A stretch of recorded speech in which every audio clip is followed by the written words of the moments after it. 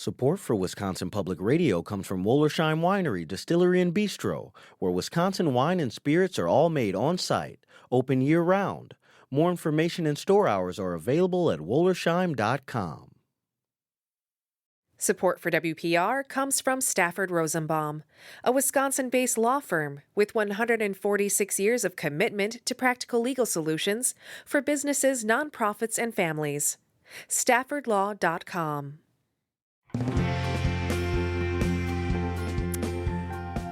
Great to have you with us here on WPR News. Larry Mealer here, and it's time for another meeting of our book club. And Larry Mealer Show Book Club, we have a criteria for it. A couple. Well, first, it should be a good book, but it should be also set in Wisconsin, or it should have a Wisconsin author, or both.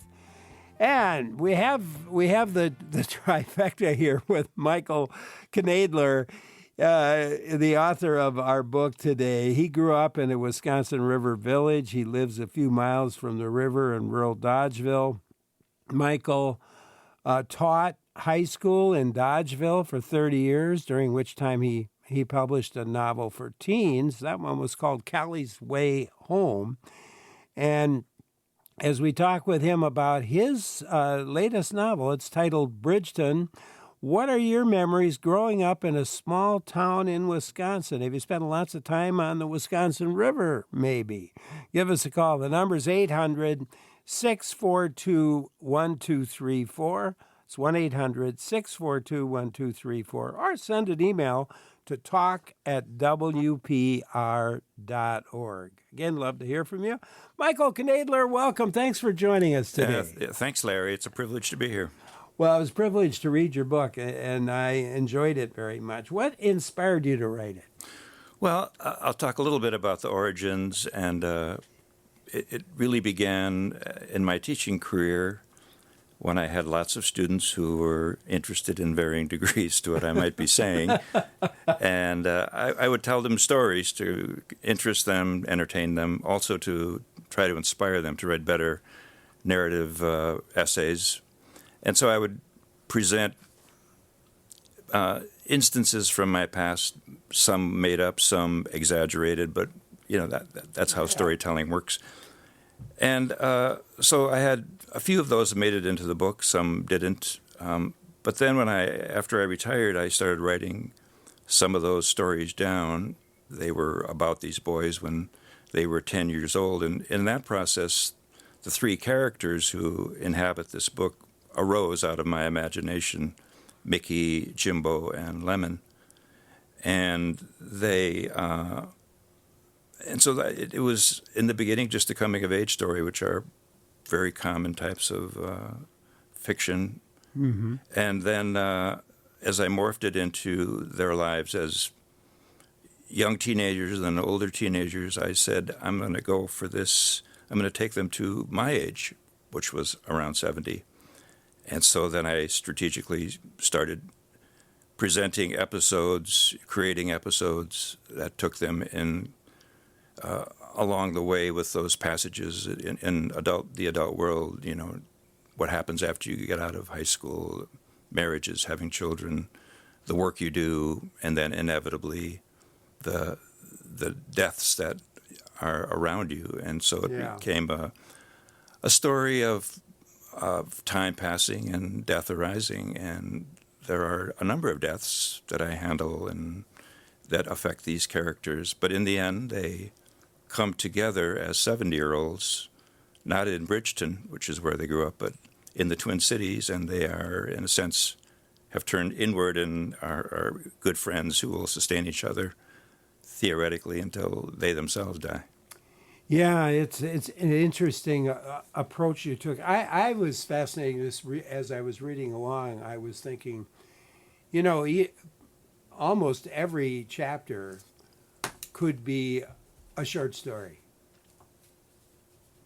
in and of itself. Yeah, no, they function that way, and there are some threads that go through it, and most of the key characters have a follow-up, kind of a coda at some point in the last part of the book to see what happens to them.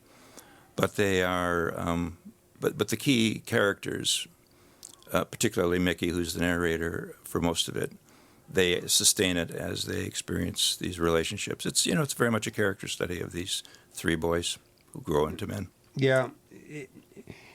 If take us on a trip through Bridgeton. If you were to walk around Bridgeton, what would you see? Well, Bridgeton, in a sense, is modeled after my hometown of Mosinee. And amusingly, I had one friend who read the book, and when he was done, he said he spent several hours Googling Bridgeton and could not find it. So that was kind of a compliment to me. But it's a paper mill town. It was when I was growing up in the 50s and early 60s. I lived a block away from the river and the bridge, and if you are looking at the book, the picture of the bridge on the cover, which spans the front and the back cover, that is the bridge that I grew up with. And in the book, I affectionately refer to it as Old Iron, but as a kid, that was never the case. So across the river was the paper mill, which was the lifeblood of the town. And part of the river ran down to a power plant. And the downtown had a couple grocery stores. My father, who was a small-town doctor, had his office there next to my grandfather's office, and my grandfather owned a small telephone company. And so I use references to those in the book. There was a skating rink, which is featured in a number of the stories. Yeah. At Desert Park. There was a place that we used to prowl around in called Skunk Hollow, which was reinvented for this book. And, the schools were small. The grade school, which was right across the street from the Catholic grade school, they inhabited the same playground. And so it was small-town America, 1,400 people or so when I was growing up. And rarely did we think of going to Wausau or Stevens Point, which were the meccas that we would go to on those special occasions. Now Mosinee has become a more like a bedroom community for Wausau. Yeah, which shows up kind of in the book. Yes. Yeah, near the end. Well, and characters, I mean, you've got the three main characters, and they all come from families, of course. I counted. There are 33 characters from within the families. And then there's another dozen or so that aren't members of the family, but many of those dozen play an important role in the book. How'd you manage all those characters? It was interesting to me how you managed them, but when you're writing something like that, and I will also say I love the fact that in the beginning you list the characters by family. And I'll admit there's more than a couple times that I went back because I'd forgotten a particular Daisy. Wait a minute, where's Daisy again? I could go right back and, of course, find that. Yeah, that was actually my wife's suggestion, so I compliment her on that. But there were a number of people who said I was so happy you had that, the listing of the characters. But juggling the characters was never too hard, and the fact that I knew for most of them they would reappear in some future moment when they were adults, and we'd pick up on who they were later on was something that made it easier to juggle them. They weren't just one-offs. A few are one-off characters, but for the most part, the key people reappear at least a second time, and that made it comfortable for me to do further development with their character. Couple of comments. Nancy sent us a note, read Bridgeton last year, loved it so much that she put it on her Kindle after owning the hard copy. The storyline initially took her back to when one of the biggest issues for a preteen was whether or not they would have to be home before the streetlights came on. And Nancy appreciates how, Michael, how you revisit the various characters as they navigate the changes and the impacts on their town. And by the time the story ended, she felt a kinship with the main characters. It was like wrapping herself in a favorite cardigan, which is nicely put. The perspective of the main character change in alignment with the development changes he underwent was interesting. Even the verbiage and the style seemed to transition from the linguistic level of preteen to adult. Was that intentional, is her question? Well, part of it certainly was the early stories when the boys are 10. There's maybe 8 or 9 when the boys are 10 years old and pretty much amazed by life, even though some of them, particularly Jimbo, is going through some trauma. But as they become older, the experience they have are more sophisticated. Their thinking becomes more sophisticated. There's a story in there called Fragments, which is kind of about Mickey becoming a writer to some extent. And his mentor tells him, keep at it, and your fragments in your mind will become longer and longer sentences as your voice speaks to you, which then transitions into him kind of writing his first story. And that story is about one of the few things in the book which is real about my Aunt Margaret, who was severely burned in a Halloween accident. And but he's writing about what he knows about, and so that one was somewhat easy for me to take on, even though my aunt has been dead for many years. But yeah, the stylistic thing becomes more sophisticated, and then as they contemplate the mortality issues as they get older, the thoughts become very complicated. Yeah, as it does for all of us. Yeah, she's also wondering if there's a sequel, and is there an audio version? You have a great voice, by the way. You could do an audio. You could do the audio on it, I think. Well, there's no audio version. If you want to invite me to your book group, I'd be very happy to drop my voice in. Well, there's some more emails here, but you ought to drop your voice in. Why don't we? Do you have got something you'd read for us from the book? Sure, yeah. And what I'll read is it's a passage from the second chapter. And this actually did happen, and I'll talk about that after I read the passage, about a good example of how I used a real event in my life as part of a storyline.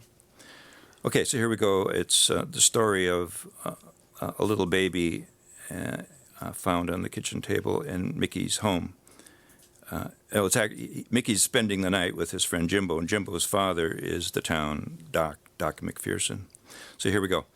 I was sleeping on the carpeted floor in Jimbo's bedroom when I first heard the wailing. I rolled over to go back to sleep, but her crying ascended through the heating grate near my head. Jimbo and Lemon were buried in sleeping bags across the floor, still breathing deeply.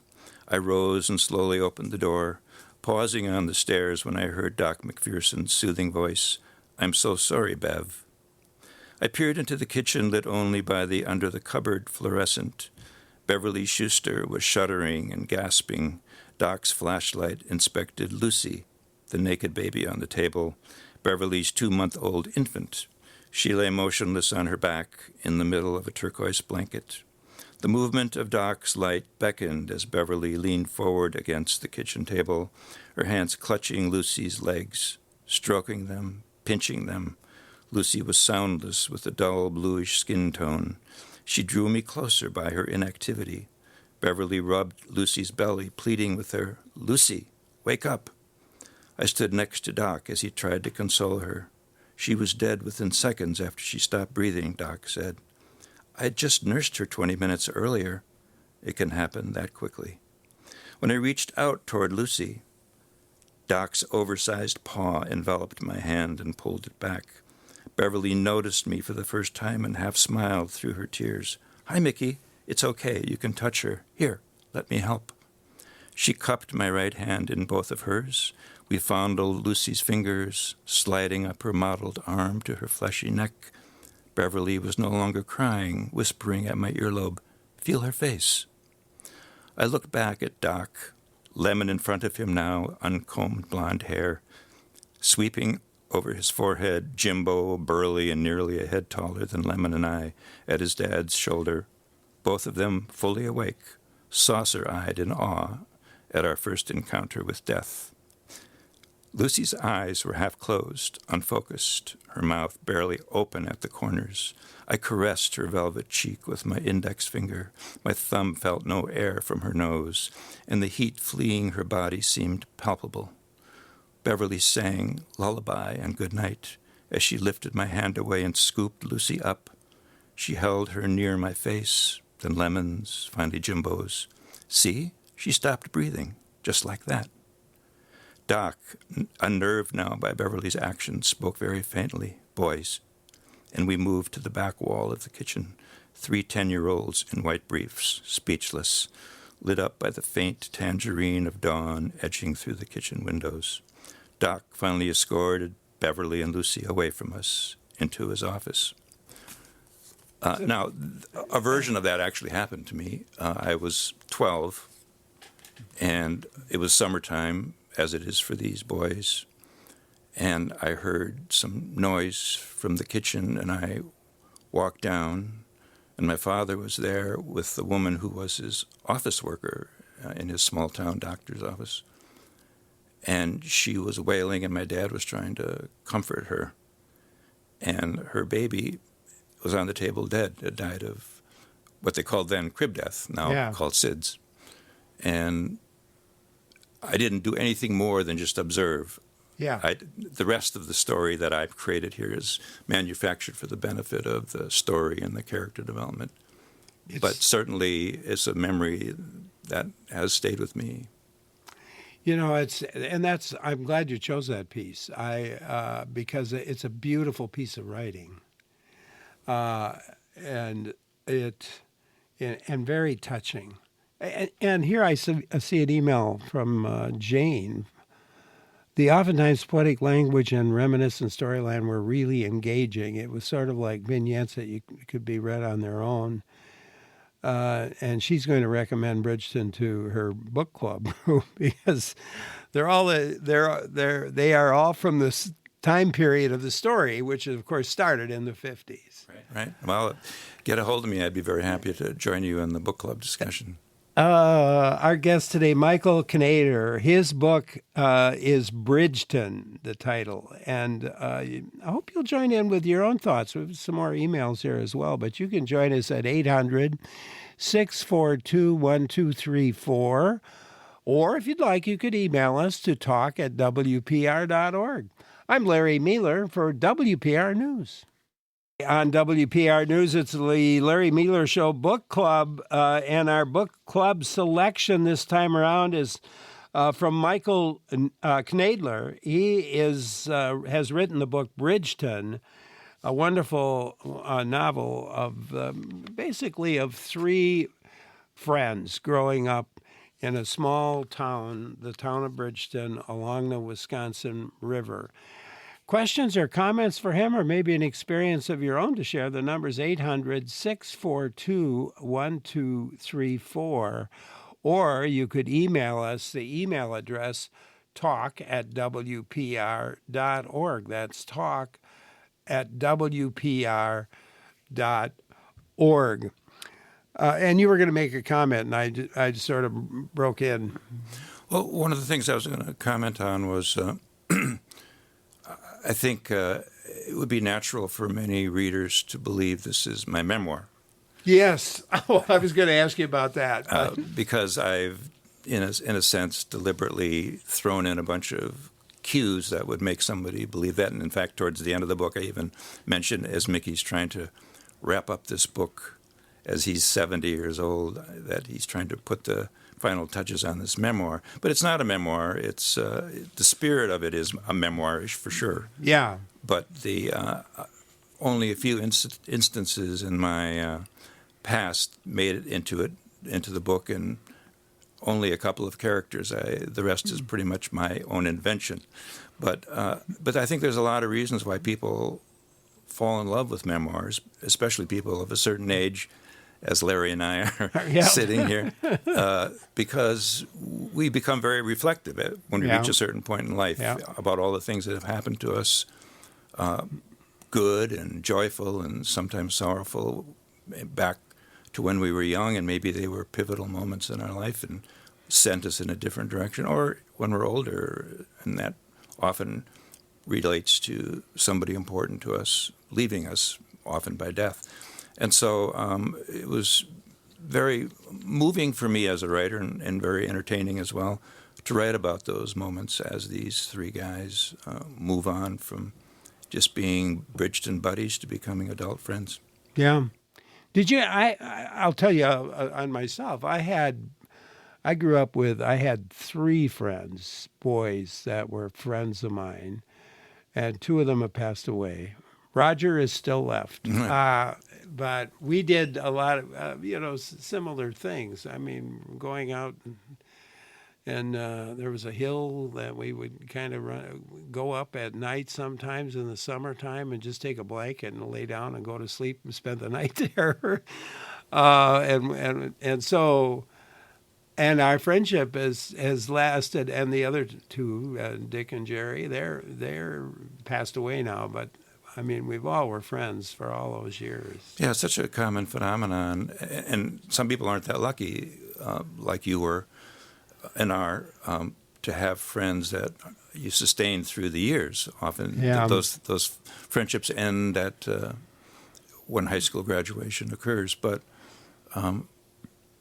this is very much a story of friendship and how friendship sustains each other through the ups and downs of life, and so it was fun. It was the places along the river. As I mentioned, I grew up for most of my time in Mosinee, a block away from the river, and so the bridge was essentially my backyard. But not every place I used in the book, like Discovery Beach, for instance, that was not a part of my youth. In fact, Discovery Beach is more akin to the beaches along the sandbars of the river from Prairie du Sac on down to the Mississippi, where there's no more dams after Prairie du Sac. But Bridgeton, as Mosinee is and was, is part of that whole paper mill dam culture of dams creating flowages, and so there aren't really so many little private beaches like there are as Discovery beaches. But it appears in the very first story, it appears in the last story, and several others in between. So it's one of those gathering points. And the river, do you feel like the river is almost a character in the book? Yeah, very much. That was intentional. And even when they leave, the boys leave, when they come back, that's what draws them to do something special. When Lemon and Mickey come back to disperse the ashes of Aggie Robinson, the former sister, Mary Agnes, she requests that they disperse her ashes with the sand that she collected from this little beach to go to the river. And the river is very much the spirit of what these guys carry within them. Liz called, but couldn't stay with us. She's wondering how you were inspired to create the characters with some mental issues, like Dirty Joe or the troubled kid from high school. Well, there were several of those. I mean, Dirty Joe just kind of arose. I mean, I wanted to deal with... interesting character, by the way. Yeah, I wanted to deal with the phenomenon of PTSD from the World War II phenomenon. Yeah. Because often that is disregarded as, it was the good war. Nobody suffered when they came back home, like they did from Vietnam or the Mideast wars.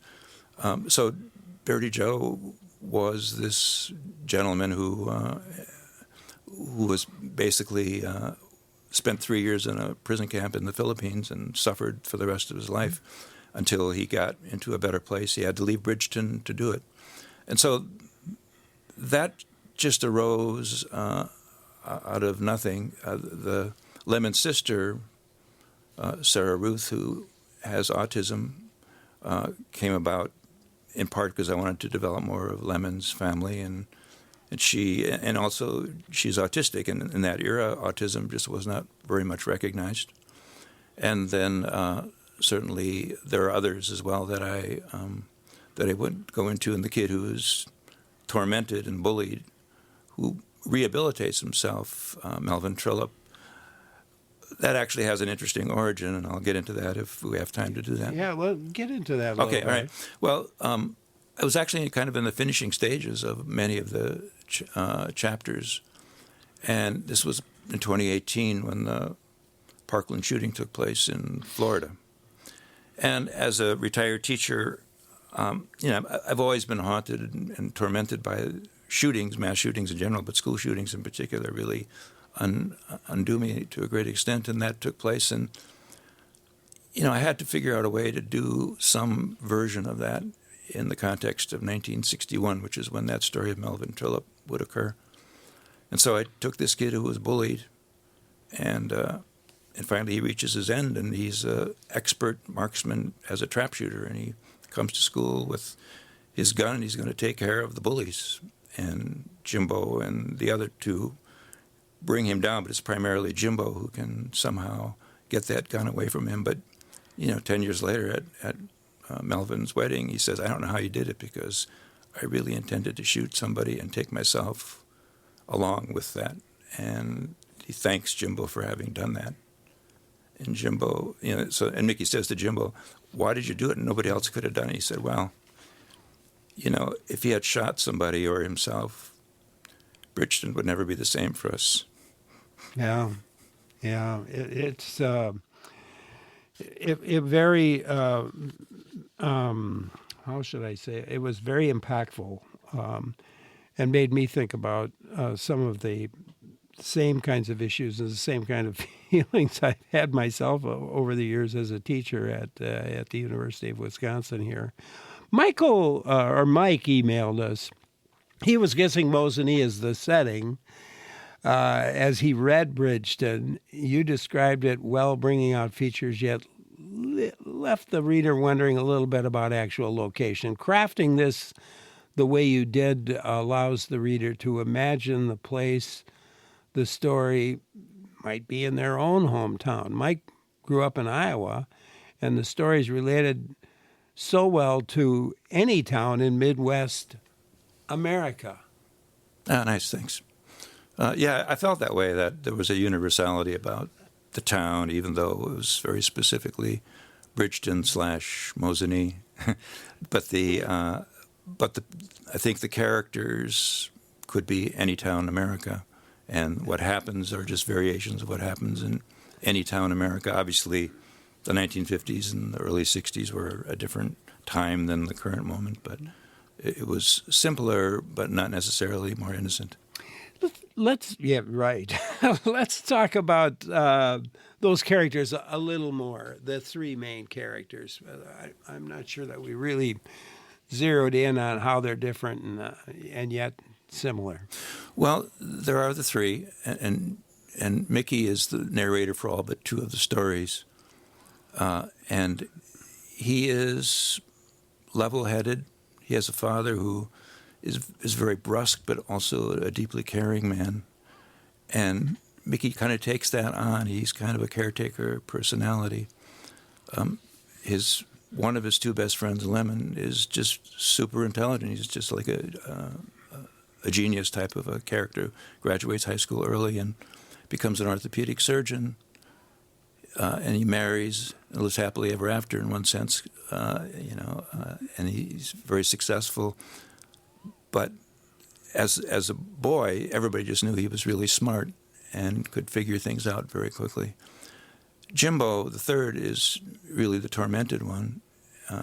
He was abused by his brothers very severely, to the point where he spent a school year staying with Mickey and his family because his father basically couldn't control the older brother who was beating him up, all because of the affair Doc had with Beverly, resulting in the baby Lucy, who dies in the early chapter.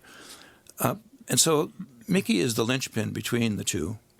It's perhaps predictable that if Mickey weren't there, Lemon and Jimbo might not even be friends, but it's Mickey who holds the triad together, and he just has a way to bring them together, and you can kind of follow that in some of the stories that he's the one. Even when it's Lemon's sister who's abducted Sarah Ruth when she's 10 years old, Mickey is the one who's determined to find Dirty Joe, who then leads the search party to finding her in this cave along the river. And a lot of that goes to Mickey's father. His name is Matt in the story, who, despite his brusqueness as a father, he shows Mickey what it is to be a very caring individual. Yeah, and at that point, Dirty Joe is a very interesting character because he's looked upon in part of the story as this is a kind of a weird ne'er-do-well who drinks too much, to becoming a hero at that particular point. Right. No, he's the hero who finds Sarah Ruth, in part by luck, but he had a hunch that she could be in this cave. And then he comes, and finally it's the inspiration of these boys, kind of. Initially, he's just like one of the boys in a sense, except he drinks. But he lives in the woods in the summertime and sets up a tent, fishes in the river, and because he can't really integrate back into his hometown, and he's got money. His parents have left him money, and they've assigned Mickey's father to manage the money because they didn't trust Joe to handle it because he would drink the money away. But then in one of my favorite passages of the book, Joe is asked to do a presentation on Veterans Day, and he's never really talked about what happened to him at Cabanatuan in the Philippines, the death camp, and the prison camp there on the Death March, and so he's convinced to go, and he can't do it. He never really talks about it in the whole book, which is very common for a lot of veterans. They go through their whole lifetimes unable to talk about their war experiences. And so then Mickey's dad, Matt, steps up and delivers his version of what happened to Joe and how nobody comes back from war the same. And Veterans Day should acknowledge that as much as they acknowledge the glories of war. It is a beautiful passage for sure, and so and by the way, Dirty Joe does appear, even though I guess he's not related. He appears kind of here and there throughout. Later in the book, he moves to Daytona to basically get away from Bridgeton and try to be straight, and he does. He's a recovering alcoholic. Does the AA route. And then when Mickey's father dies, he comes up to Bridgeton for the funeral and he can barely handle it. And then some years later, he himself dies, and Mickey adds a chapter where he gives Mickey some gifts, and one of the gifts is the eulogy that he wrote when Mickey's father died but couldn't deliver at the kind of the public memorial service. And so and that stimulates. The boys at that point are in their late 50s, but it stimulates them to ponder their own mortality, and that leads Jimbo to, in the letter, Joe says, I felt very sorry for Jimbo because life did not treat him well, and I was always worried about him. And then they question Jimbo, is that why you've been so unhappy your whole life? And he goes through, no, things just happen, and I've tried to recover, and I have some depression issues, and I've done my best, but there's nothing to pity me about, just like Joe didn't want any pity either. Bruce emailed us, loved reading Bridgeton, also remembered watching his teenagers drunk driving that was performed in high schools around Wisconsin back in those days. Oh, yeah. There was a sense of imperviousness of drinking and driving back in the day, for sure. Yeah, and it's probably still goes on. Oh, yeah.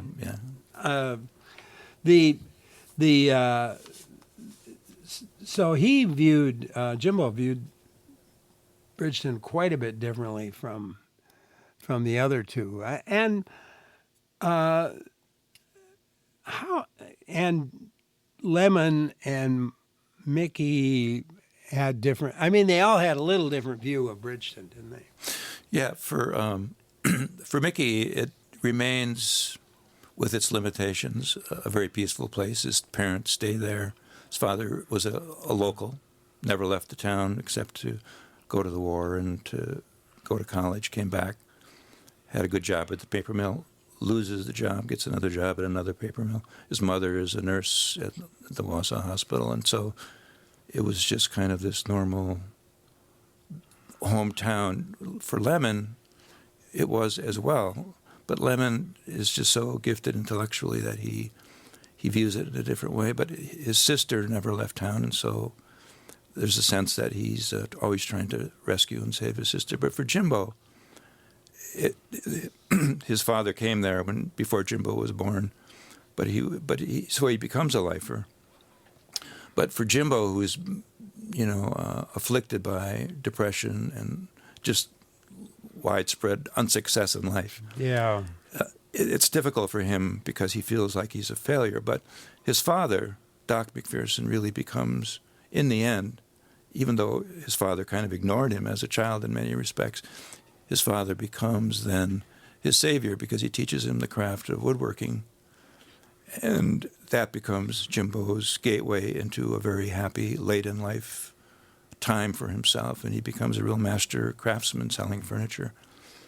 And so he can speak about Bridgeton now in a better way, but it's still, there's a bittersweet edge for sure with Jimbo. Yeah, and I found it interesting that his Jimbo's dad, the doc, obviously recognized Lemon. He almost treated Lemon like a favored son, and he wasn't a son. Yeah, right. At one point, Doc hurts himself, and he brings Lemon in to help him deliver services, to take notes because he can't use his right hand. And Lemon is like a little bit of a doctor in training, and at one point he says, I didn't have a better teacher than Doc McPherson in all my years of med school and residency. Michael Knoelder, our guest today, his book is titled Bridgeton, and it is our book club book of this part of our season here at Wisconsin Public Radio News. It's great to have him with us. Questions or comments for him? Hope you'll join in. The number to call, 800-642-1234. Love to hear from you. Or email to talk@wpr.org. I'm Larry Mueller for WPR News. Great to have you along today on WPR News. Larry Mueller here. Our book club selection is titled Bridgeton, and we have the author with us today in the studio, Michael Knoelder. It's great to have him with us. And he is, well, we've been having a lot of fun, actually. It's been enjoyable for me to talk with him. And if you have a question or comment or want to join in, I hope you will. Number's 800-642-1234, or you could email us, the email address, talk@wpr.org. Something true to the time period, and I had an experience with it myself, not having polio, but polio. How did polio affect children back in those days? Well, that was, I don't remember so many specifics, except we were all scared. And so I tried to present that in the story.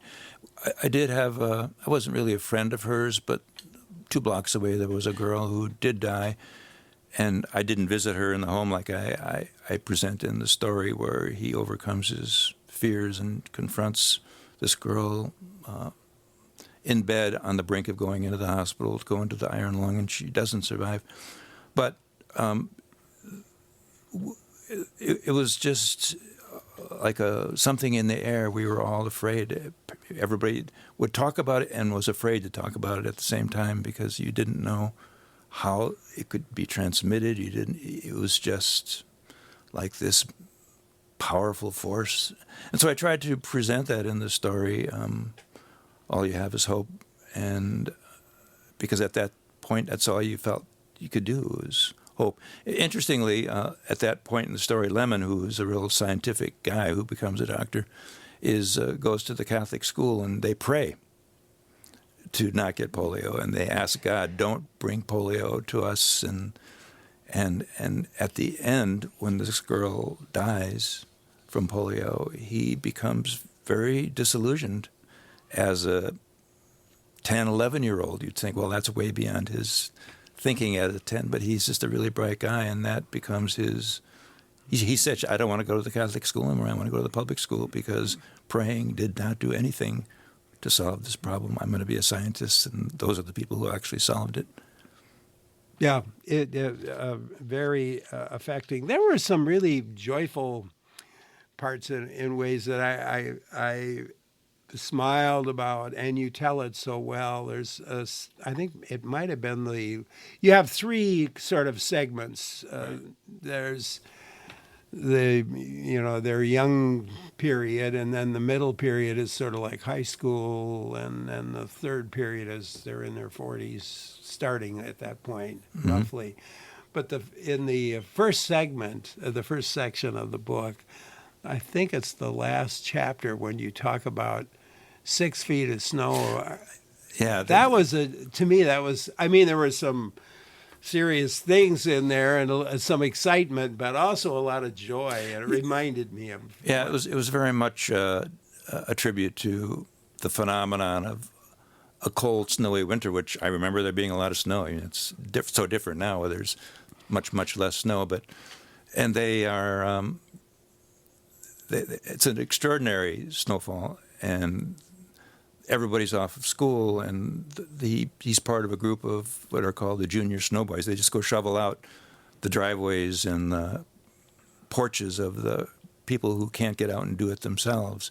But it's a joyful thing, and it ends with this tribute of they're exhausted after a long day of shoveling and helping Doc get into this home and treat this woman who might be dead, and they have to shovel their way into her home as he makes a house call. And I remember many house calls with my father back in the day, and so it was a little bit of a tribute to that phenomenon. But in the end, Doc says, if you still got energy, go out and just walk around in the moonlight and look at all this snow. And they do, and they see these houses that look no bigger than dog houses under the snow, and they go down to the skating rink, which is the community gathering point in the winter, and it's being shoveled and plowed, and they skate for several hours, and they stand there as the Chet Parker, who runs the skating rink, plays the finale of Old Lang Syne, and they hold. And on the way back home, they just are so exhausted they slip and fall in the snow, and they just start laughing because there's never been a day like it. Yeah, I love that story, and I frankly remember the skating rink at Cottage Grove, Wisconsin, where guys would bring out the shovels and push the snow away. Yeah, for sure. And I could skate with some skates that were too big for me, so my ankles would wobble and everything else. But I enjoyed it a lot. Chuck in Dodgeville has a comment. Let's go there. Hi, Chuck. Hi. I just wanted to say that in today's world, public education gets frequently criticized by many people, and I just wanted to say I had the good fortune of teaching across the hall in Dodgeville High School from Michael Knoelder, and what an excellent teacher he was, and I think it's very apparent by his comments about the book Bridgeton. You know how good he was, and I know my kids had him as a teacher, and they had so many good things to say about him. So I just wanted to thank him for that. Thanks, Chuck. That's have you gotten a lot of? I mean, the book's been out a while now. I mean, what kinds of experiences have you had with readers and just people that you've come in contact with as a teacher? Well, I mean, a number of friends and relatives have read it, and whether they actually liked it or not, they're very nice to me when they give me their reviews. I think many of them actually did like it a lot.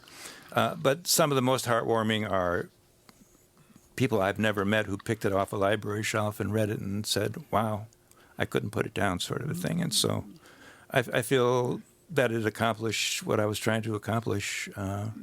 And, you know, one of the characters in the book related to Chuck's call becomes a teacher, and he tries to, you know, carry on kind of the messages that I had as an adult, where you try to transmit knowledge and experience and a certain amount of wisdom to the kids who sit before you year after year, in my case, 30 years of it. And so it's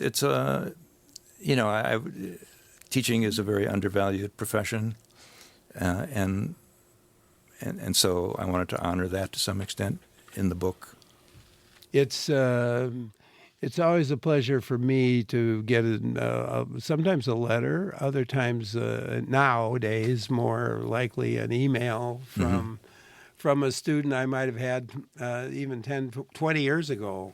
It happens not so much anymore because I've been out of the game for a while, but I know I had a job for a while in Dodgeville at Land's End where I was the meter and greeter of people at the Land's End Activity Center, and my job was to screen people who were coming in so they wouldn't sneak in or just to answer phones. And students would come in who I had as students, and they'd be with their wives and children, and we'd end up having a conversation, and I would say something to the effect, with all due respect, you were really a knucklehead in high school. And it really gives me lots of pride to see you, such a responsible guy. And they would laugh and they say, yeah, I really was a knucklehead. Oh my goodness. What makes an experience, good or bad, stick with us throughout our life? Yeah, no, it's a big question. And while most of these experiences I'm manufacturing from my imagination, the spirit of being affected by something for a life is really, it's a wonderful question. I mean, is it those big moments that predictably people would say, well, of course that would affect you. Somebody really important dying when you're young, or somebody you meet who just kind of transforms you. But remarkably, it's often the little things that you don't even think about as being life-changing that become those big moments. And it's different for everybody, and that's the beauty of reflecting back on our lives, because if you were to draw a timeline of your life and highlight it with those big moments, people would probably be very surprised at what you put in that timeline. Yeah, I was thinking back to, as you were talking, I thought back to a few times in high school, comments that somebody made offhand that just kind of stuck with me, and it feels like I can recall those scenes, and they're just sort of minor, off the cuff comments that actually had.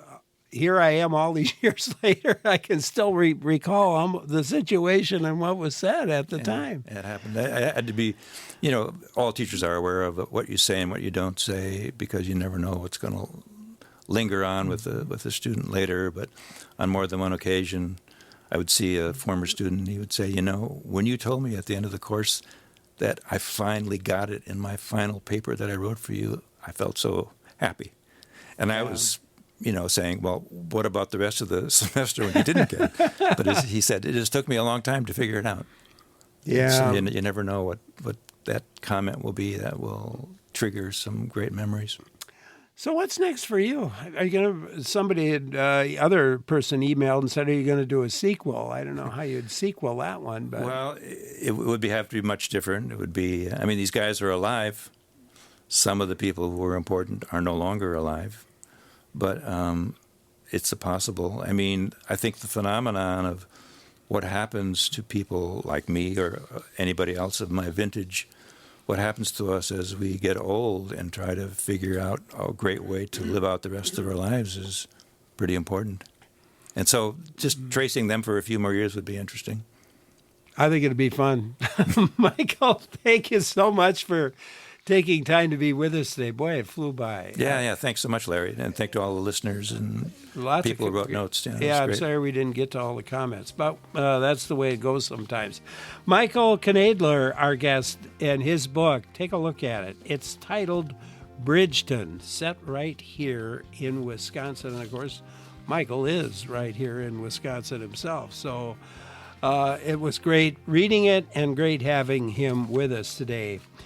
And coming up, we're going to switch gears here and talk about some efforts for growing flax and weaving linen right here in Wisconsin. That's next. I'm Larry Mealer for WPR News.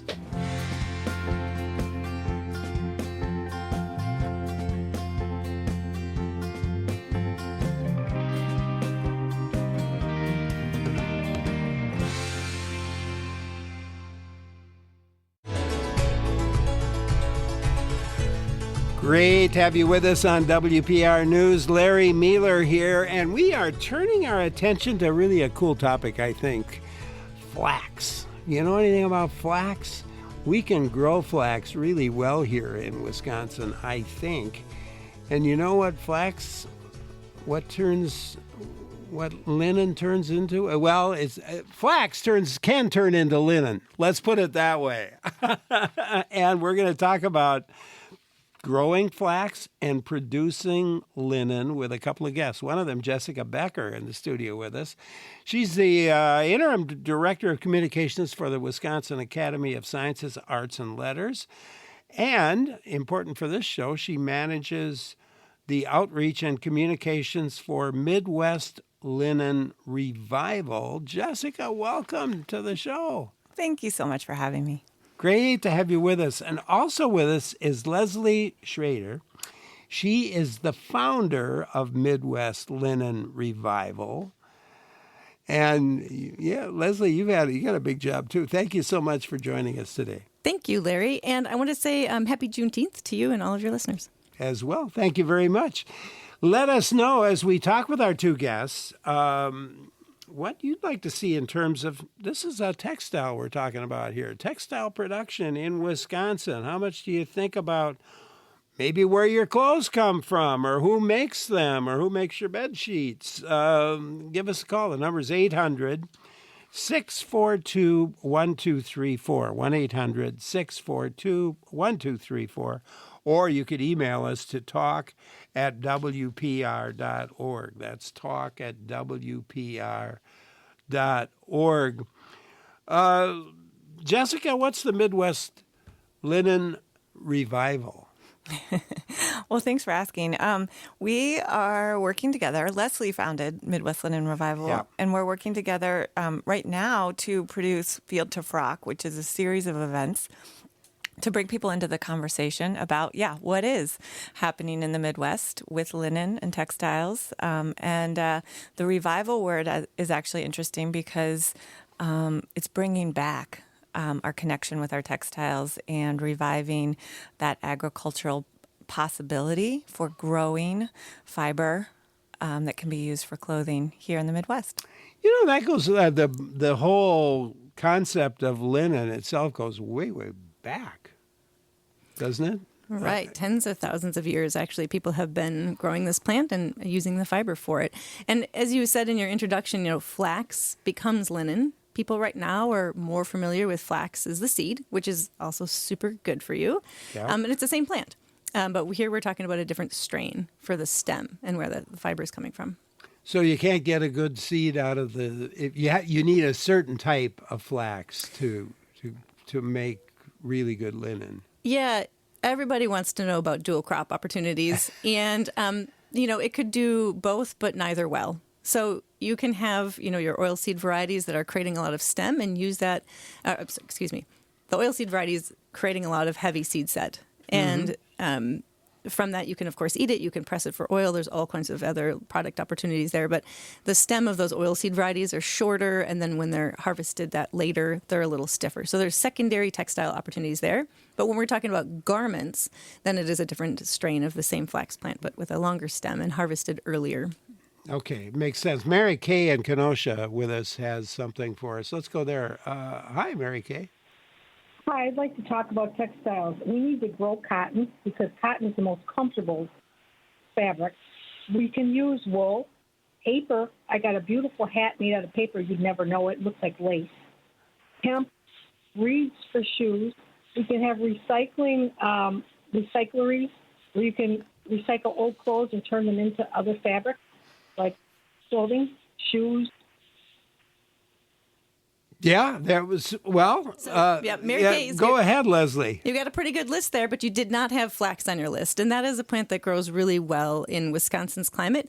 When you said we need to be growing cotton, so we cannot grow cotton in the northern parts of the states. I do know somebody who grew some cotton in a greenhouse, but right now it's actually a better crop for southern United States. I mean, we can wait for our climate change future and maybe be growing cotton here, but right now, let's not hope for that.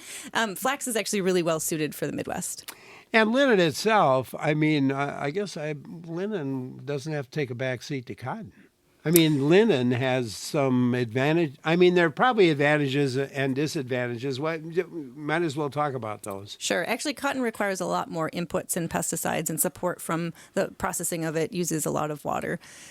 So the flax plant is also, there's a fair number of steps, and it's labor intensive to process. But the ultimate product in a linen garment is incredibly durable. So it's something that can actually service you for a really long time and soften with age. And isn't it a fabric or a textile that, we're going to have tomorrow or so, we're going to have some pretty warm temperatures here. And my recollection is that linen was very good for wearing in hot and humid conditions. That's exactly right. It's a temperature moderating type of fabric.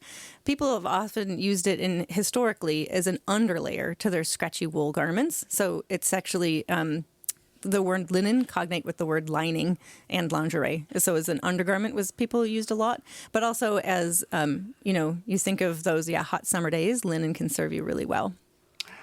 Let's talk about what does a flax plant look like? Somebody wants to know that already. Does it look like oats, or does it? Do you want to talk about that, Jessica? Absolutely, it's a beautiful plant. In fact, I was just looking at some growing in a pot in Leslie's backyard, and so it's a tall green stem that grows really densely together, which is part of the advantage in that you don't need a lot of pesticides because it grows really densely together. Keeps the weeds out by itself. Yeah, and has a beautiful flower. So some people are starting to grow it for bouquets even.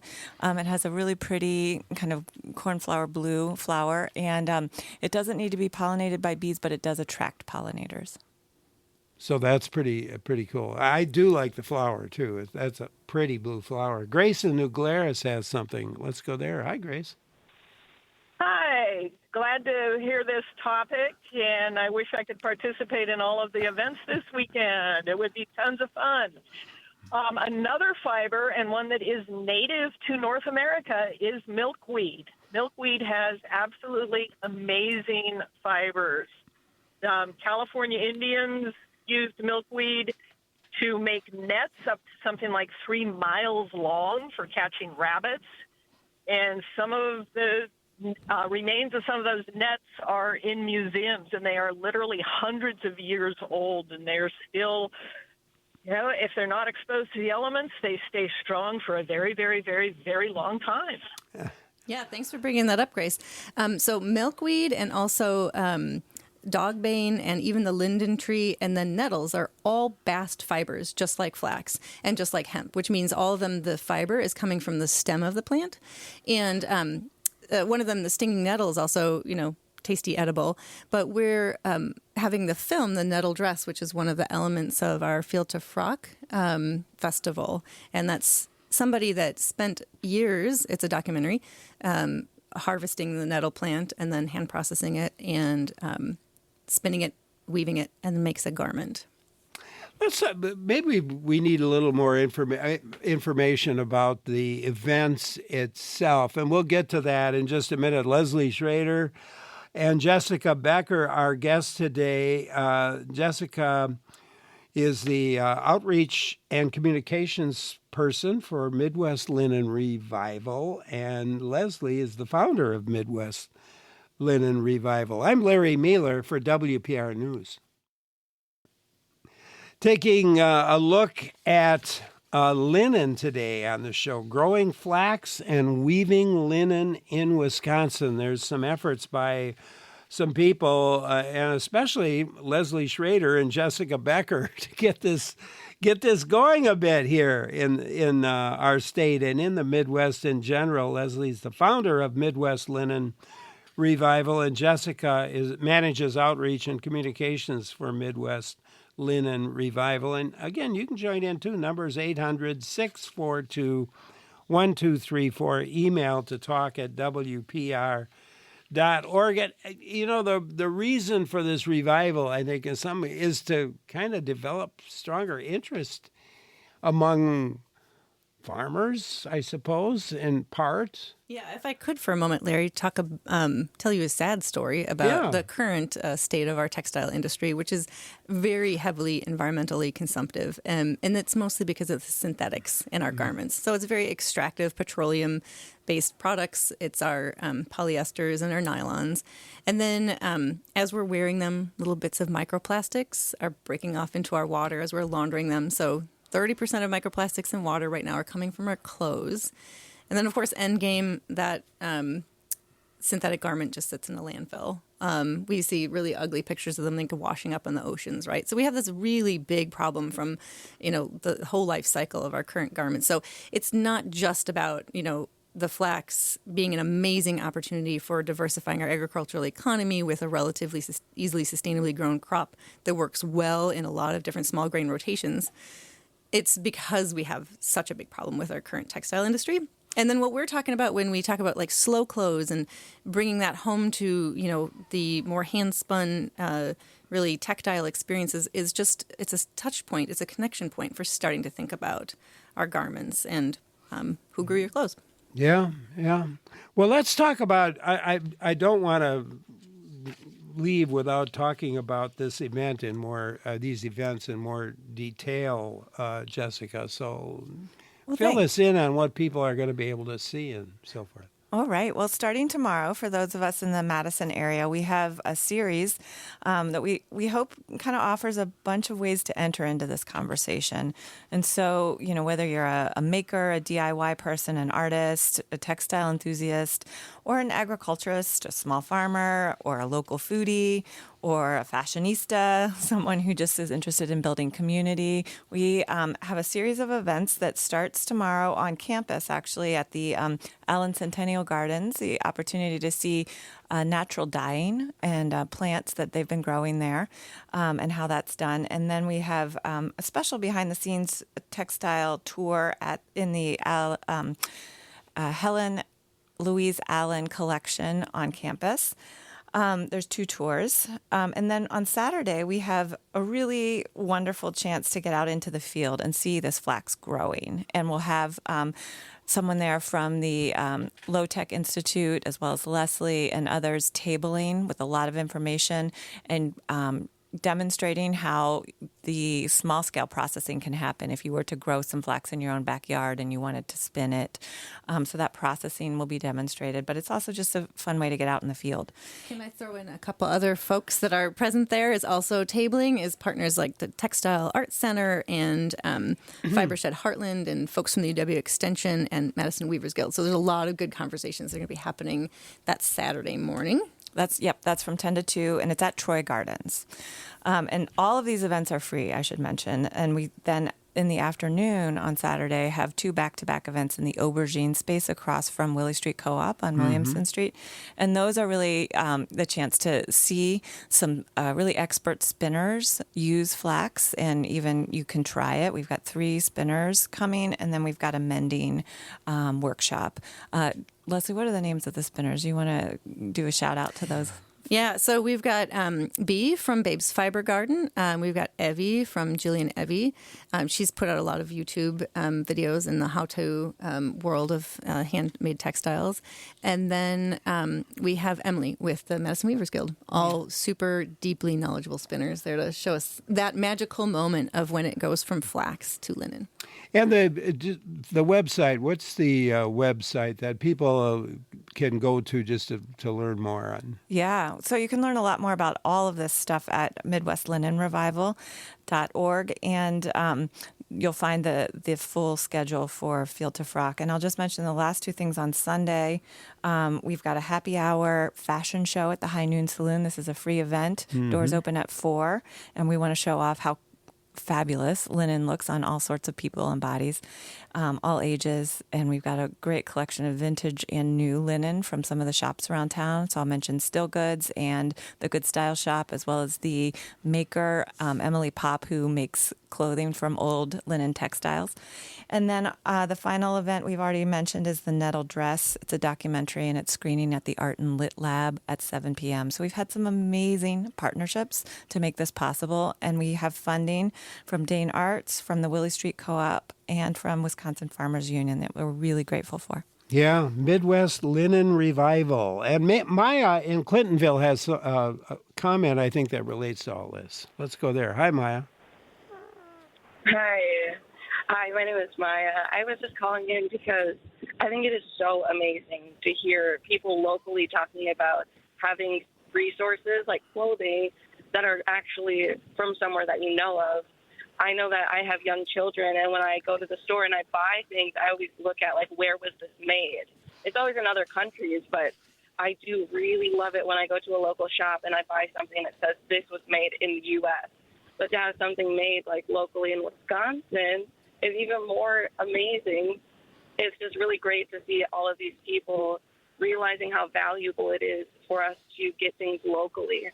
And it does contribute so much to our communities when organizations work together to make that happen. Yeah, Maya, thank you so much for calling. Leslie, a comment? Yeah, Maya, thank you for your enthusiasm. And that's what we need, people looking at the labels of their clothes and thinking about them. And that it's something that's an element of our regional economy and agriculture.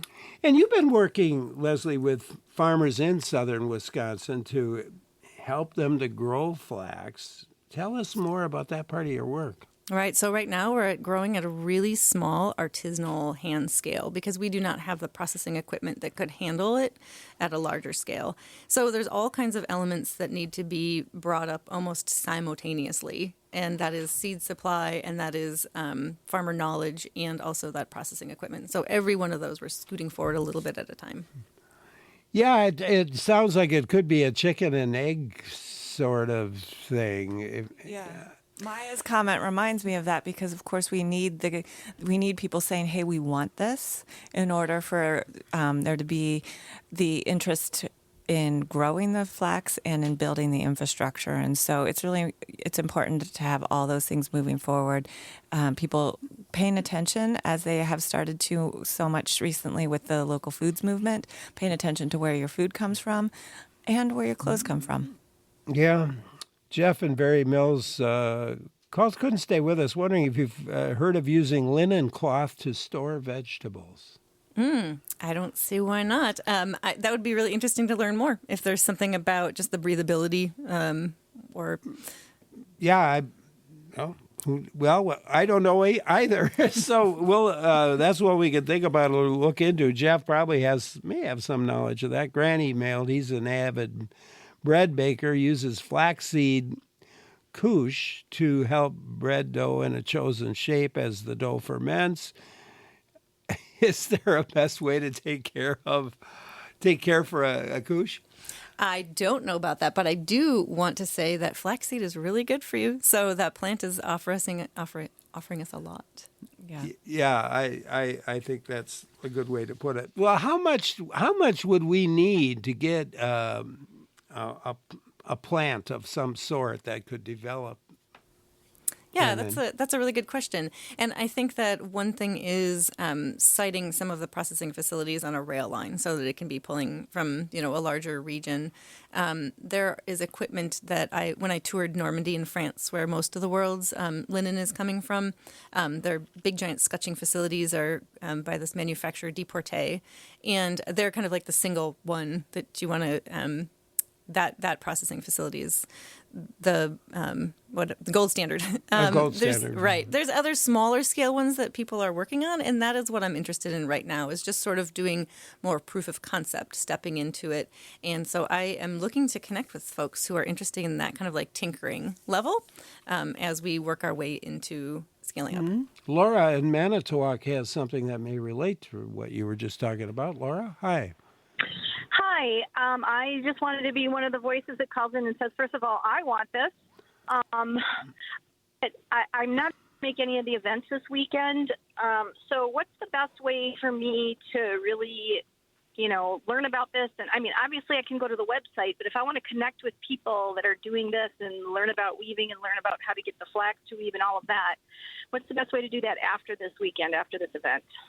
Yeah, so there's two organizations that I'd like to direct you to. One is called Fibershed, and they have many regional affiliates. So I know that there's one in your area that you can connect with, and they're doing things like, processing demonstrations, and they're doing, all of the wonderful meetups and the learnings around textiles that I think you're going to be interested in. It's called Fibershed. So there's Fibershed affiliates literally around the world now. And then the other one is the North American Linen Association. And that is, the group of us who are all in this smitten with linen. I think I'm member number 2 in the North American Linen Association. Now they're something up over 100. So this is, a number of folks all thinking the same way. And there's a lot of energy being built around it now. And how would you contact that group? Online, yeah. So North American Linen Association and Fibershed. Those are two different organizations. Those are the two. Yeah. Okay, Laura, there you go. Thank you. Sullivan in Green Bay, your turn. Hi. Hi. So, one question: Have you and your guests reached out to any reenactment groups and how they have been using linen, or if they've been growing linen or flax? Yep. Actually, the very first time that I ever saw flax being processed was at Old World, Wisconsin, which is over in Waukesha County, and there is. There's a couple of other organizations. There's Low Tech Institute. They've been growing flax. And there are other, exactly what you're saying, reenactment groups. There was a group in UW Green Bay that has done some exploration because I think they were going to try to build a Viking sailcloth. But yeah, thank you. Absolutely. That is, I think of them as torchbearers. I think it's an incredibly important thing that just sort of laid low for a long time, that people didn't lose that knowledge entirely. Thank you very much for calling. Appreciate your call. And there's a whole process to this. I mean, this whole turning flax into linen. I mean, you harvest, you got retting, you got drying. Mm-hmm. Actually, what you do is you just hire this guy named Rumpelstiltskin, and he's the one that makes that flax into gold.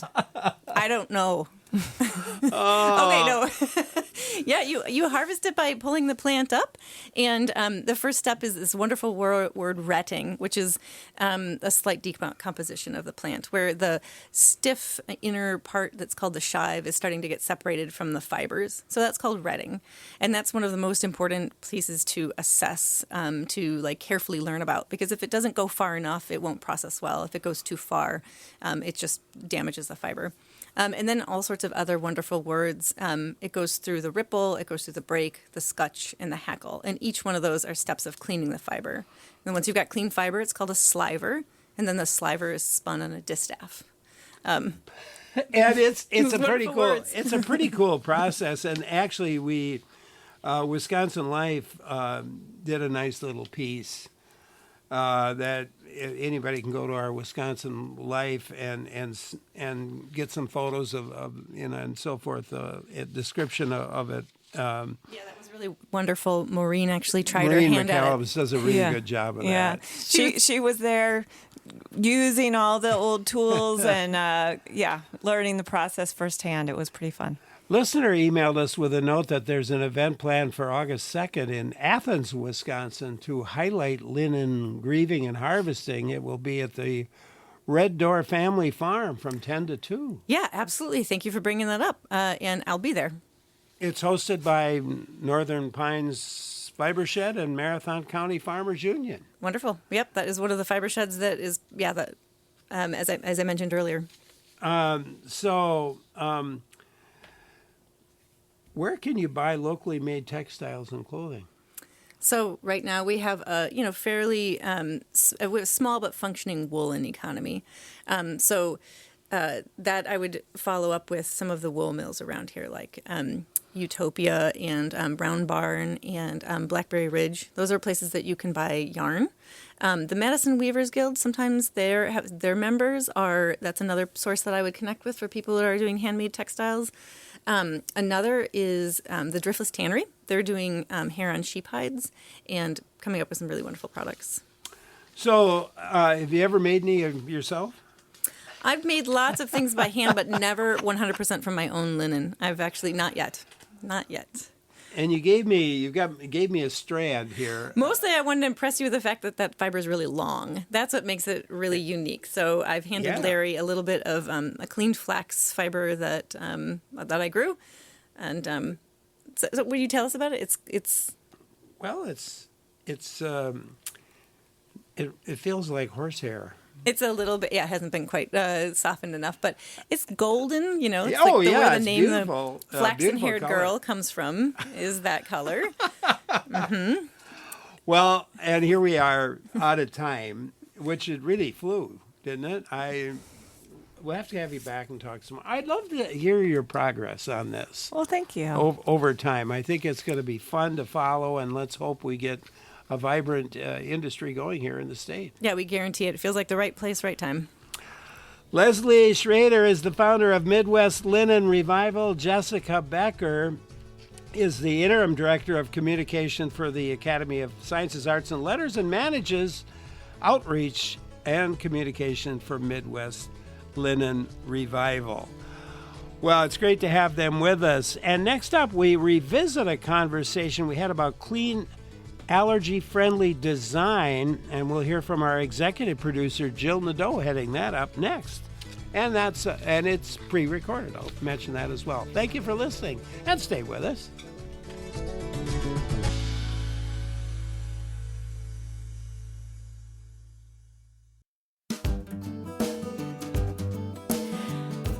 This is the Larry Mueller Show. I'm Jill Nadeau, and today we're talking about getting rid of allergens in your home so you and your loved ones can breathe easier.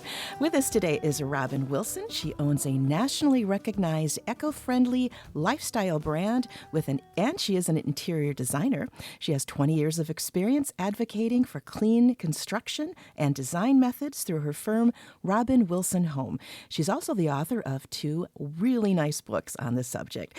Do you think your allergies or asthma is caused by your home or the things in it? What would you like to know about how to breathe easier when you're there? Well, we'd like you to be part of the conversation, so give us a call, 800-642-1234, or send an email to talk@wpr.org. Robin, welcome back. How are you doing? I am doing really, really well. How about yourself? Very good. It's so cold here. As we approach spring, I hope everyone is thinking about things they can do now for a wonderful non-wheezing and sneezing spring. Absolutely. And we're just getting over a very, very cold spell. And today it might get 50 down in the southern part of the state. It's, like spring here. So. Oh, my goodness. I know. It's been a crazy year. So before we start getting into the nitty-gritty here, why don't you give us a definition of clean design? Well, I believe that everyone has the propensity to wheeze and sneeze if their house is not clean. Right. And also if the building materials in their home is not clean. And so what we try to do is guide people from the foundation to the furnishings on simple things that they can do to make sure that their home is a healthy space for their family. So what are some of the advantages of this type of design that people may not always recognize? Well, the simple tips is recognizing that walls are actually the biggest surface in your house. Most people would say floors, but walls are the biggest surface. So what paint are you putting on your walls? It should be no VOC, which means that it's not off-gassing. And also, you should be dusting those walls every once in a while. And that's a simple thing to do to keep your home clean. Yeah, I'm really bad at that, Robin. I don't think about it. We don't think there's dust though, right? Especially if you've got textured walls. Oh my gosh, I'm bad. I'm going to have to go home and do that right away.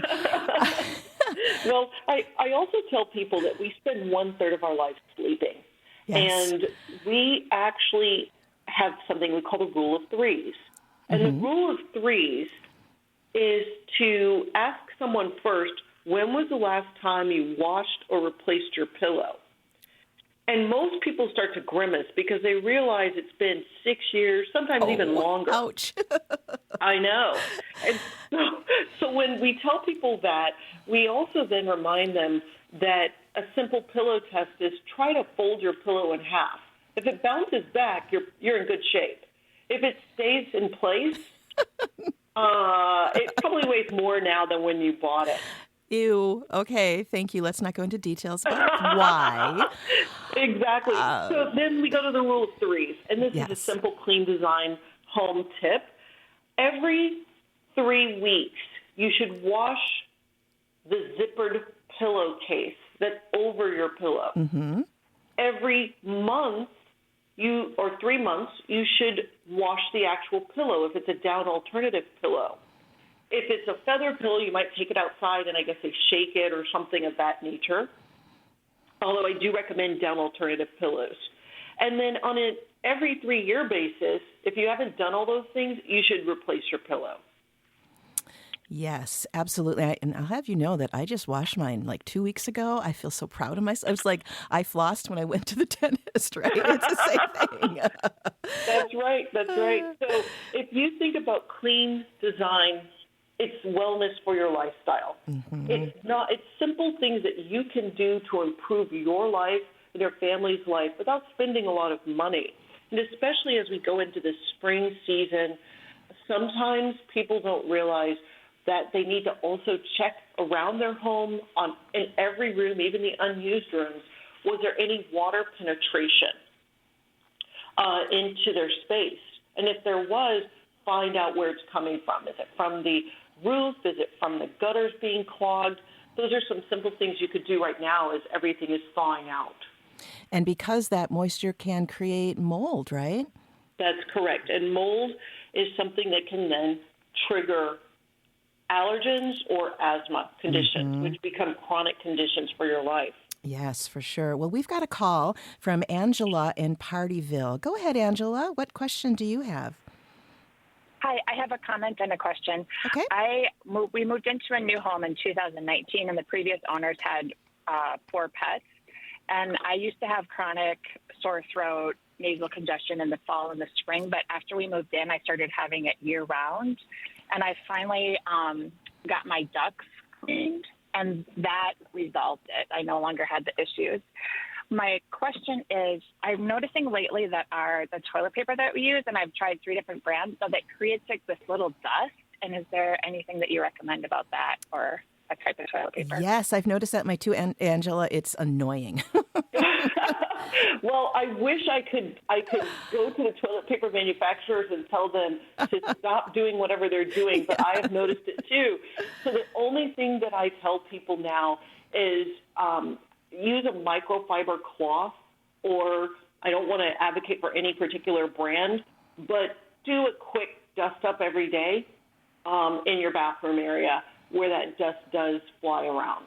Yeah, and think about, it's not really popular in the United States, but it's getting there. Think about a bidet, Angela. Less waste with paper and dust. So exactly. But some bathrooms, if they don't have the space for a bidet, there is, and especially if you're in Wisconsin, Kohler is an amazing company. They actually have a new toilet seat version, and you can retrofit your toilet. You'll have to have a plug back there, but you can retrofit your toilet seat to become a bidet seat. Yeah, I have a friend who just put one in, and he loves it, and it wasn't too bad to fit it in. So something to look into for sure. So when it comes to the things in our house, what are some of the areas that can easily be made, like eco-friendly? Well, the first place to think about is, it's funny, your bathroom. Since we're on that subject, I love Kohler products. I recommend them because they have something called WaterSense, and that means that it's minimal water usage.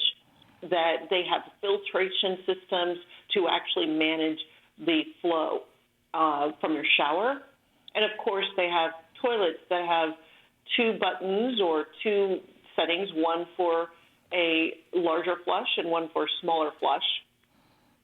The other thing that I think is critically important in an eco-conscious or eco-friendly bathroom is making sure that the backer board, and that's something most people don't think about unless they fully renovate a bathroom, that the backer board will prevent mold growth. And if you have wallpaper in your bathroom, take it down today. Okay, why? When you take it down, you will likely see mold growing behind it. I see what you're saying. I actually just changed out the wallpaper in my bathroom, and it was fine. So I guess we're okay, right? I hope so. Well, the other thing, and of course, Clean Design Home is sold at major retailers. We actually have a towel line that we have sold, and it's sold at Macy's and Belk and Wayfair and HSN. Our towels are made of what they call long strand cotton. And that means that it doesn't lint as much as some of the lesser towels. Mm-hmm. And remember, just like your caller said, lint attracts dust, dust attracts, dust mites. Mm-hmm. And then, of course, then you have the allergic and allergy triggers. So I do recommend a long strand cotton towel. And Clean Design Home is one to consider. Okay. Now, we're talking about healthy air and breathing today on the show. And one way, you can help your house is with a air purifier, right? Well, true, but most people forget to change the filter. Right. Yeah, absolutely. You think it's like plug it in and go. But it doesn't work if it's not. It doesn't work that way. Yeah. So please, if you do get an air purifier, change the filter on a seasonal basis, if not more frequently. And then also consider plants. Most people, if you Google right now, you'll find that Dracaena plants and corn cane plants are some of the highest ranked plants for actually removing formaldehyde and chemicals from the air. Right. There's a number of plants that I think, was it NASA that did the testing not too long ago? There's a whole list out there that will help you with that. That's right. Yeah. That's right. A Dracaena plant will filter 90% of toxins in a 100 square foot space. That is incredible. And they're not that expensive, so it can't hurt, right? That's right. Yeah. That's right. Well, tell us about the air purifiers themselves. What types are available? There's so many, and I don't like to advocate for a particular brand. Okay. But I will say this. I have one at my home that indicates if there's a toxin in the air, and it glows a different color. Wow. And then it automatically increases its power to, like, if you bring a scented candle into the room, within a minute it will detect that emission and will rev its engine up and start to try to remove that toxin from the air. Mm-hmm. I don't spend the $9. Be prepared to spend more money than $9. If someone says it's $9, it's not a real air purifier. Mm-hmm. Make sure it has a HEPA filter. Okay. Make sure that you're able to change it and clean it. And also make sure you have a HEPA filter vacuum. Because otherwise you'll vacuum, and you remember probably at your grandmother's house, you'd vacuum and you'd see the dust clouds flying behind the vacuum. Oh, yes. You don't want that to happen. No. It's just defeating. Mm-hmm. And there's filters in there that have to be cleaned too, right? In your vacuum cleaner? In the vacuum cleaner, there are filters as well as your air purifier. And so, again, I do it on a seasonal basis. I clean the actual interior of the air filter system on my vacuum and also on the air purifier. So there's a day when things are laying out on the countertop or in the mudroom. Right. I've done that. Yeah, you have to make sure it dries out. So That's right. Yeah, for sure. So where's the best place to put an air purifier in your home? I've always wondered about that. I actually suggest putting it in places where you congregate frequently. That can be a bedroom, a living room, and of course, if you have children, a nursery or play space. Okay. And some of them they're kind of, unattractive. Have you come up with ways to make them look better? I actually found that having it out, given what I do, is a great conversation starter. That's so true. I actually leave mine out. It also reminds me to clean it. Oh, yeah, that's a very good point because otherwise you kind of forget about it until maybe your allergies start kicking in. Right. Yeah. Now, one other thing that we also forget about are our heater filters or HVAC system filters. Mm-hmm. Some people have a monoflow system where water runs through pipes within the walls. I suggest that every couple of years you change that water. During the off season, it's just sitting there. Potential mold growth could occur. Mm-hmm. And so when you turn it on, potentially you're letting those spores. Remember, mold is spores. And as it circulates, maybe you could affect yourself in the first couple of days of turning on your heat. But if you have a regular HVAC system that blows air, I would suggest, even though they say change it every season or maybe every 6 weeks, I would say change your filter on a monthly basis. Okay. Now, what about those ducts that, our caller earlier had mentioned she had those cleaned? Do you agree with her that they should be cleaned periodically?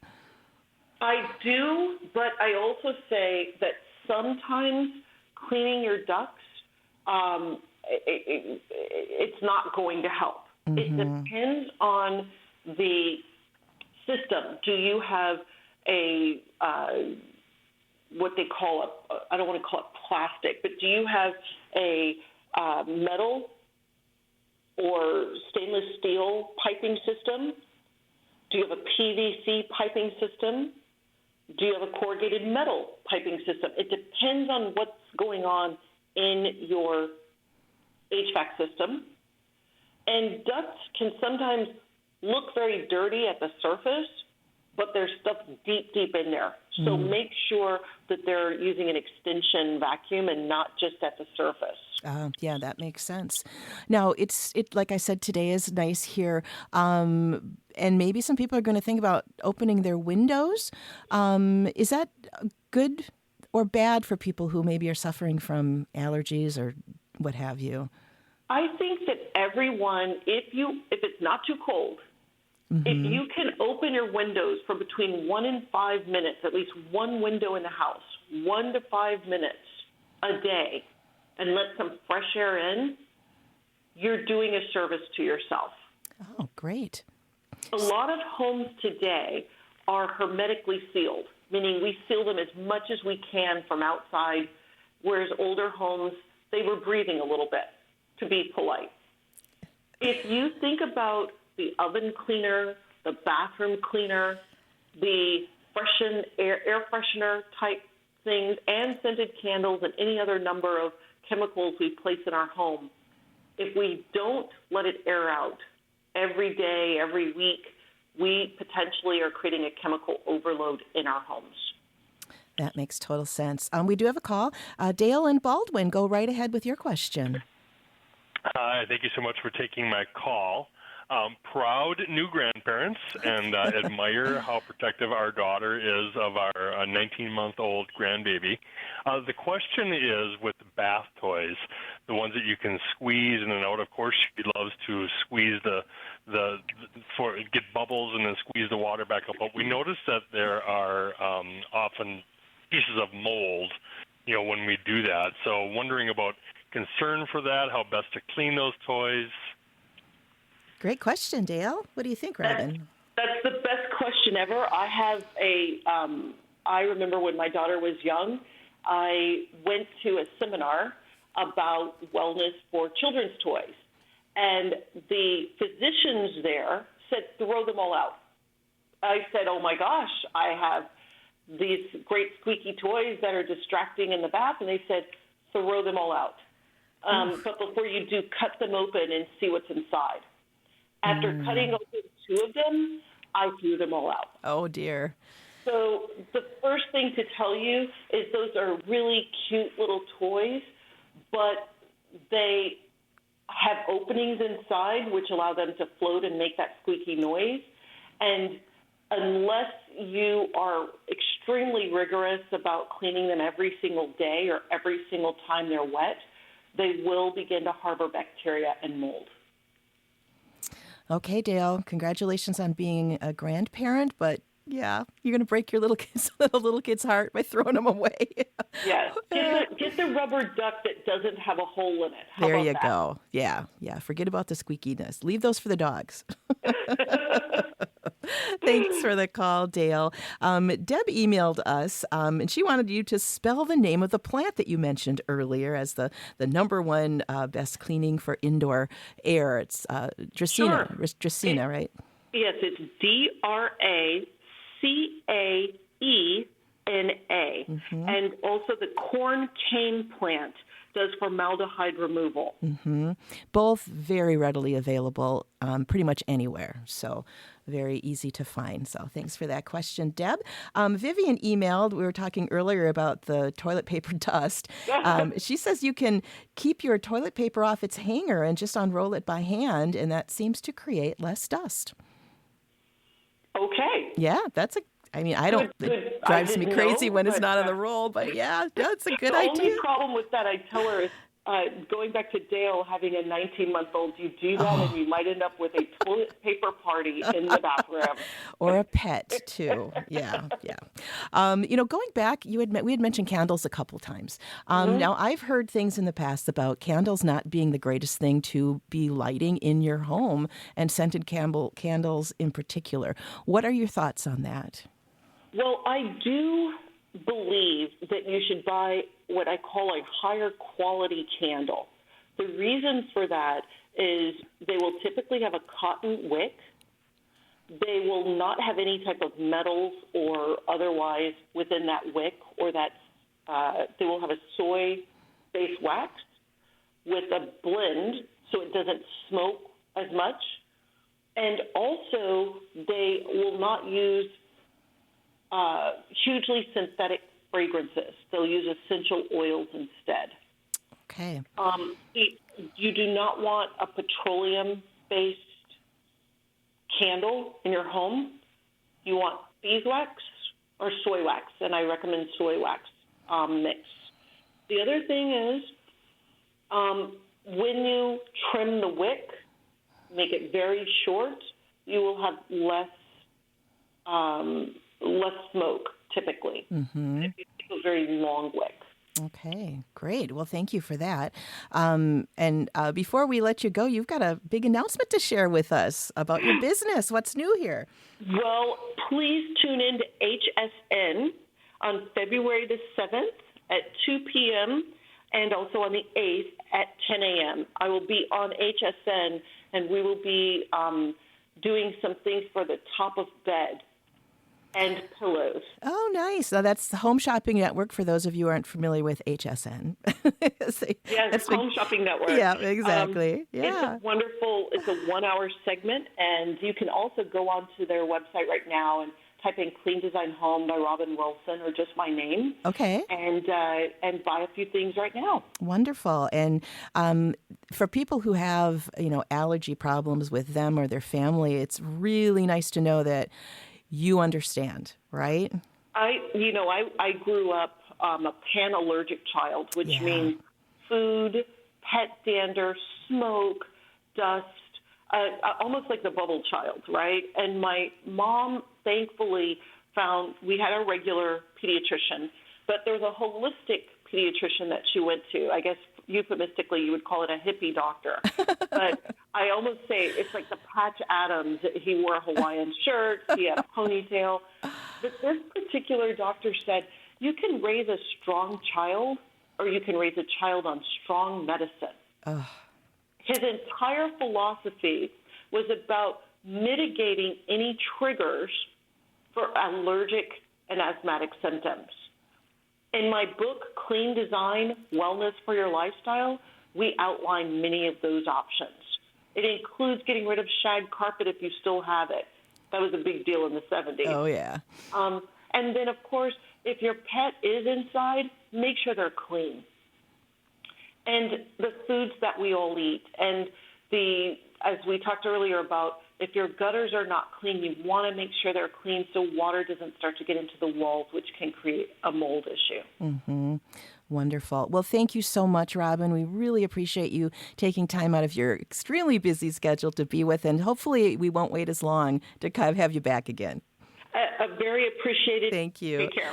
Bye-bye. Robin Wilson is a nationally recognized eco-friendly lifestyle brand owner and an interior designer, and she has 20 years of experience advocating for clean construction and design methods through her firm, Robin Wilson Home.